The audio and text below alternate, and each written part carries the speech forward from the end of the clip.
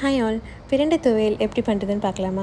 இதை பண்ணுறதுக்கு முன்னாடி கையில் நல்லா தேங்காய் எண்ணெய் இல்லைன்னா நல்லெண்ணெய் தடவிக்கோங்க. ஏன்னா எரிச்சல், அரிப்பு இதெல்லாம் இருக்கும். முடிஞ்சால் ஒரு க்ளவுஸ் போட்டு கூட நீங்கள் கட் பண்ணலாம். இந்த மாதிரி சைட்ஸில் இருக்கிற தோல்லாம் எடுத்துருங்க. நார் மாதிரி வரும், அதெல்லாம் எடுத்துருங்க. அப்புறம் புளி தண்ணி ஊற வச்சுக்கோங்க. அதில் ஒரு 1/4 மணி நேரத்துக்கு இதை நல்லா வாஷ் பண்ணி அதில் ஊற வச்சுருங்க.